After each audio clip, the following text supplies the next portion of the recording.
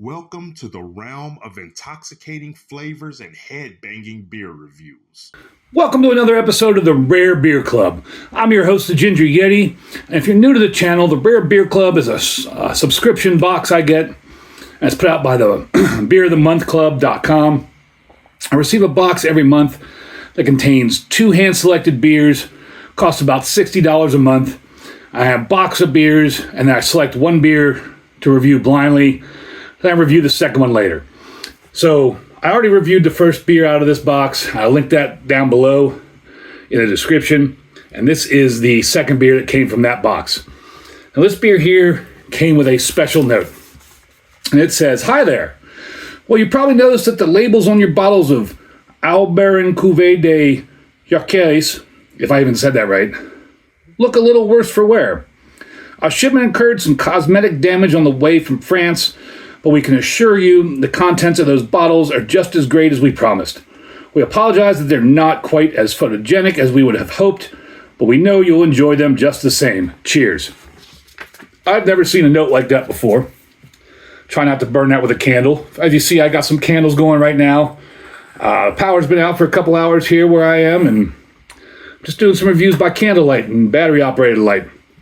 Doing my best to get by. Figured it'd be something different. So the Rare Beer Club, like I said, I get it every month. Get 2 big-ass bottles like this. It's pretty cool. Really enjoy it. And they all come with paperwork here, describing the beer, talking about the beer, giving you a little bit of history about the brewery and the beer. So I'm going to read you some excerpts from this paperwork. I always post the paperwork up online so you can see the full paperwork. So let's get into it. This is a Blonde Biere de Garde. It's 7% alcohol. Serving temperature is 45 to 50 degrees Fahrenheit. Hopefully it's warmed up to that by the time I'm done talking, if you're still here. So just a few paces from the Belgian border in the small country town of Gussignies. I don't know how to pronounce that. Gussignies. I don't speak French. France, which population about 300 people. Another name I can't pronounce, Alain Belot, and family, who are Belgian by blood, established a quaint little restaurant in 1976 that they named Au Baron. Focused on classic grilled Avicenna-style food and friendly service in a laid-back atmosphere complete with a fireplace. All these French words I just cannot pronounce. I keep butchering. Terrible. Au Baron serves hungry patrons from that city name again, as well as the surrounding Haguenau Valley area. In 1989, in a tiny and very tight area near the kitchen, they built a brewery more deserving of the term like nano brewery than microbrewery. From this super small family-run operation boasting old-style copper brewing equipment, they produce 3 exceptional handcrafted artisanal farmhouse ales, the blonde, amber, and the brown. Michael Jackson, the world-renowned beer hunter, heralded Au Baron, alternately known as Brasserie Au Bailleux, as a revivalist brewery, and we can't agree more. Though Saison from Belgium and Biere de Garde is French, are still very closely related styles, Bailleux beers straddle the line more so than most. In some ways, a metaphor for the brewery's position right on the border between the countries and a trip back to an earlier time when the biggest difference between the styles was quite literally just the name. Pretty cool little history there. So, Brasserie Au Baron Cuvee de Jonquilles, however you say it. I don't know. I'm just so terrible with these names. I'm just the ignorant American, right? Represents a relatively rare blonde variant of the style. We're accustomed to our Biere de Gardes favoring amber coloration, so we were pleased when we came across this unusual version, as blonde Biere de Gardes are pretty tough to come by. Use caution when popping the cork. Great. That cork's going to shoot off everywhere. We've got a live one. Make sure the beer has had time to settle in the fridge for at least a day or 2 after shipping. It's been in there at least a week or more. Even after settling, expect a pop from the cork. The ample carbonation means the beer will turn up fairly hazy in the glassware, showcasing a straw butterscotch color. It begins with a mousse-like, brilliantly white head that changes texture over time, becoming more dense and ever-present as a steady stream of carbonation emanates from the nucleated stem of our tulip-shaped sampling glass. Now, this paperwork always tells you glasses. Tulip, Tico, this time Chardonnay glass. Don't have a Chardonnay glass, but this is like a stemless tulip glass, I believe. We'll see what happens. Open this up, see how it shoots off everywhere and puts a hole in my ceiling and whatnot, and probably spills out everywhere and just makes a mess in general. Get this little thing off of here. So on Untapped, this gets a 3.73 with 10.4 thousand check-ins. On Beer Advocate, oh, I can hear it hissing. It gets a 92 outstanding with 228 check-ins. I actually held on to the cork this time and didn't let it shoot everywhere. A lot of gun smoke pouring out of the bottle there. A lot of gun smoke. If you hear that like paper bag noise, that's one of my cats deciding to play in a paper bag. This head is slowly foaming up. You can see it foaming out the top. So now it's time to pour it before I make a mess.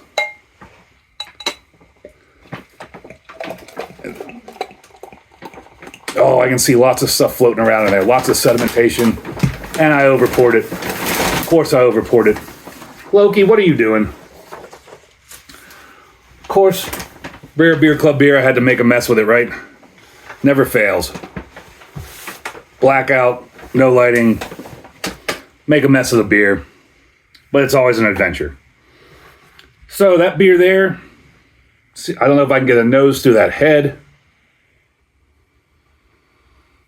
That smells like a farmhouse kind of Biere de Garde. Let's get back into paperwork and see if it tells you what scents to expect. Expect notes of wet hay, fresh cut grass, gentle yeasty spiciness. Definitely get that yeasty spiciness.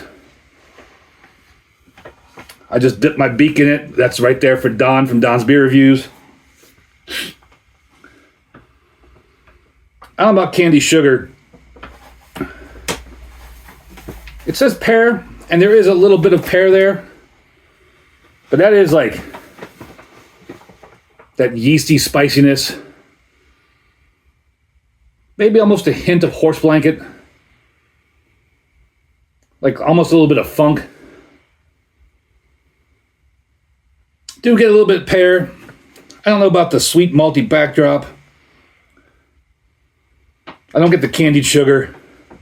I definitely get pear and like yeasty spiciness and some like wet hay, fresh grass kind of deal.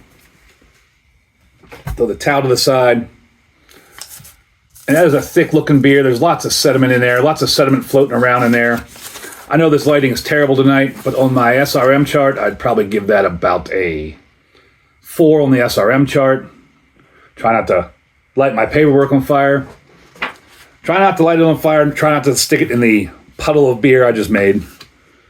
And that's just got a giant white mousse-like head. I mean, that's almost like shaving cream. And it is not going anywhere at all. So let's take a drink and see if the flavor profile matches what the paperwork says. Cheers, everybody.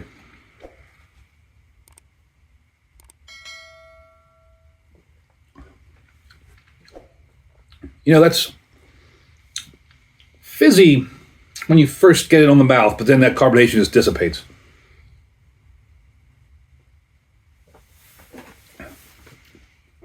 So it says the flavor profile offers generous peppery spice, fruit and earthiness, along with notes of noble hops. Fruit remains pear focused, like the aroma, but an unexpected green grape character sneaks in and shakes things up. Peppery spice, yeah. Fruit, yeah.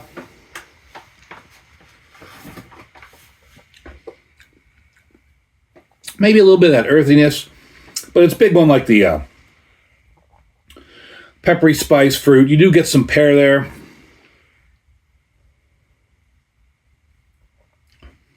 Maybe a little bit of earthiness on the back end.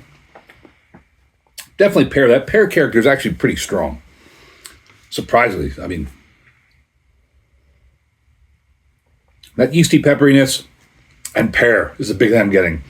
And maybe I am actually getting a little bit of that grape character on the back end. I think I am. Yeah, you totally get a little bit of that grape character on the back end. This also says look for a bit of a weedy twang to introduce a touch of tartness amid the soft yet deep maltiness. I'm not getting a deep maltiness. I mean, there is almost something that's kind of tart. I guess you could almost say this is tart, but I don't know what they mean by the twang, weedy twang. And I'm not getting maltiness in this at all. Adding another layer, complexity to the profile along with a delicate Franco-Belgian yeasty phenolics. The beer finishes on the earthy side, a bit dry and rather plantain-like, with a pleasant linger of red apples in the fade. I don't get any of that. Don't get any of that at all. I mean, it is a little drying on the back end. Don't notice what I say was 7% alcohol. It is drying on the back end. It does have this nice mixture of fruits throughout the palate, and it does kind of go from like a nice pear flavor into a green grape kind of flavor with some of that like spicy, peppery yeast. Not to say it's spicy, but that kind of peppery Belgian kind of yeast flavor you get.